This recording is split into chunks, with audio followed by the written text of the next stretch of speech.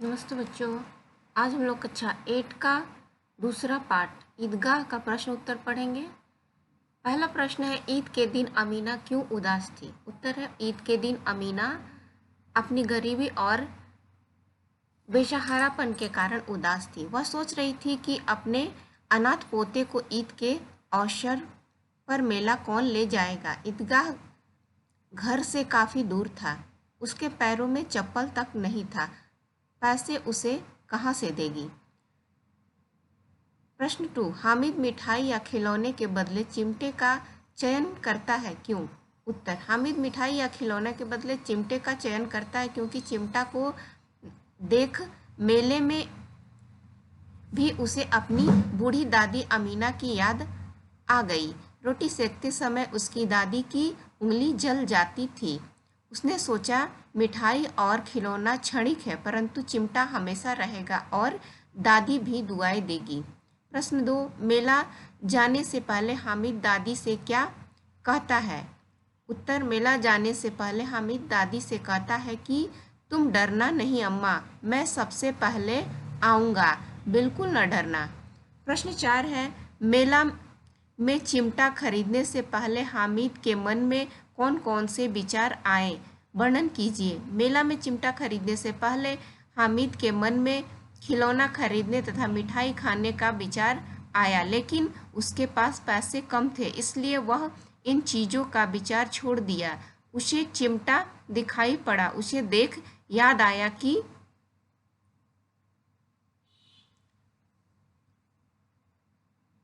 दादी रोटी बनाती है तो उसके हाथ जल जाती है, और अगर चिमटा ले लूँ तो उसके हाथ नहीं जलेंगे। खिलौना से क्या फ़ायदा? व्यर्थ में पैसे खर्च होते हैं। प्रश्न 5, हामिद ने चिमटे को किन किन रूपों में उपयोग करने की बात कही है? उत्तर,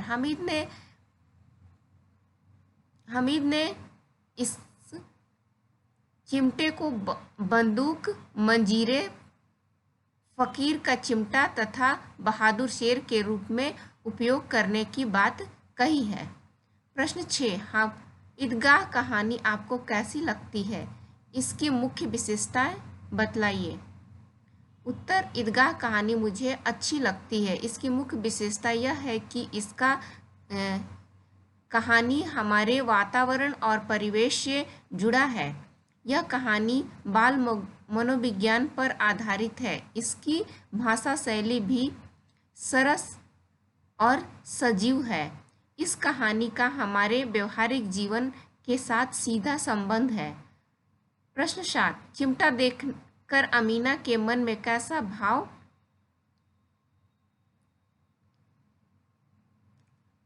उठा? उत्तर, चिमटा देखकर अमीना के मन में एक साथ क्रोध और प्रेम दोनों ही भाव जगे। चिमटा देखकर अमीना हामिद पर गुस्सा करती है, पर हामिद की बात सुनकर उसका मन गदगद हो गया। वह हामिद को गले से लगाकर लाख दुआएं देने लगती है। निम्नलिखित अनुच्छेद को पढ़िए और उसके आधार पर दिए गए प्रश्नों के उत्तर दीजिए। क में, नमाज खत्म होने के बाद लोग क्या कर रहे थे? उत्तर, नमाज खत्म होने के बाद लोग आपस में गले मिल रहे थे। ख, दुकान में किस तरह के खिलौने थे? उत्तर, दुकान में सिपाही, गुजरिया, राजा, वकील, भिस्ती, धोबिन और साधु सभी प्रकार के खिलौने थे। ग, वे खिलौना किस चीज के बने थे? उत्तर, वे सभी खिलौना मिट्टी के बने थे। घ, महमूद, मोहसिन और नूरे ने कौन कौन से खिलौने खरीदे? उत्तर, महमूद ने सिपाही, मोहसिन ने भिस्ती और नूरे ने वकील वाला खिलौना खरीदे। अंग, परिच्छेद में सिपाही, भिस्ती और वकील के हुलिये का वर्णन किया गया है। इसी प्रकार आप राजा और साधु के हुलिये का वर्णन कीजिए। राजा सिर पर मुकुट पहने, तलवार लिए सिंहासन पर बैठा होगा, और साधु तिलक लगाए, जटा बढ़ाए तथा हाथ में चिमटा लिए होगा। च, अनुच्छेद में आए विशेषण शब्दों को छांटकर लिखिए। खाकी, महंगा, महंगे लाल, सफ़ेद और काला। 6 वर्दी और पोथी के समानार्थी लिखिए।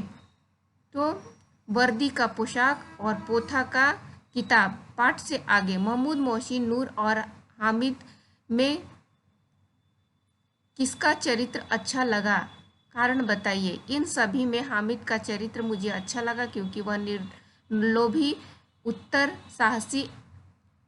साहसी और दृढ़ निश्चयी बालक था। सभी बच्चे खाते पीते थे और उसका मजाक उड़ाते थे, लेकिन वह लोभी नहीं था, अधीर नहीं होता, भूखे रहकर भी किसी से कुछ मांगता नहीं। जो पैसे उसके पास थे उससे वह दादी के लिए चिमटा खरीदता।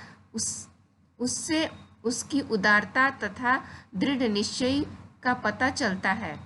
क्या हामिद बच्चों की सामान्य छवि से अलग हटकर एक नई छवि प्रस्तुत करता है? हाँ, हामिद सामान्य छवि से हटकर एक नई छवि प्रस्तुत करता है। वह मात्र 4-5 वर्ष का बालक था। उसके माता पिता मर चुके थे।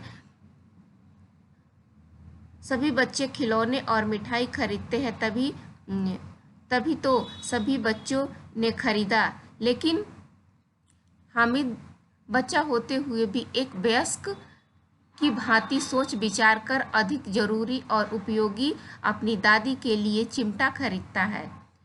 प्रश्न 3, चुनौती बच्चे को परिपक्व बना देती है। इस उक्ति की व्याख्या कीजिए। हामिद के सामने चुनौती इस प्रकार आई। उससे कम पैसे में अधिक उपयोगी और अच्छा सामान खरीदना था। कम पैसा होने के कारण वह वयस्क की तरह सोच विचार कर अधिक उपयोगी चिमटा दादी के लिए खरीदता है। इस प्रकार हम कह सकते हैं कि चुनौती बच्चे को परिपक्व बना देती है। प्रश्न 4, त्योहार हमारे जीवन के अभिन्न अंग है। इस कथन की व्याख्या कीजिए।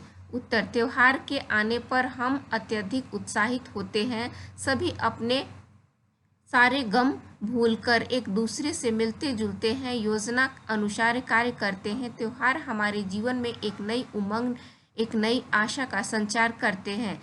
बिना त्योहार का हमारा जीवन नीरस बन जाता है, इसलिए त्योहार हमारे जीवन के अभिन्न अंग हैं।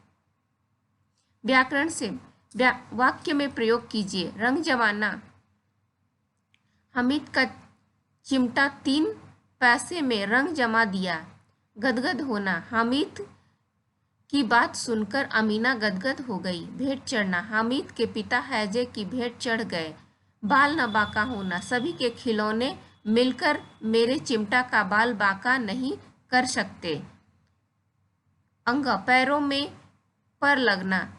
वह सांप देखकर ऐसे भागा मानो पैरों में पर लगा हो।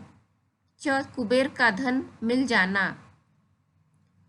उसकी शान देखकर ऐसा लग रहा जैसे कुबेर का धन मिल गया है।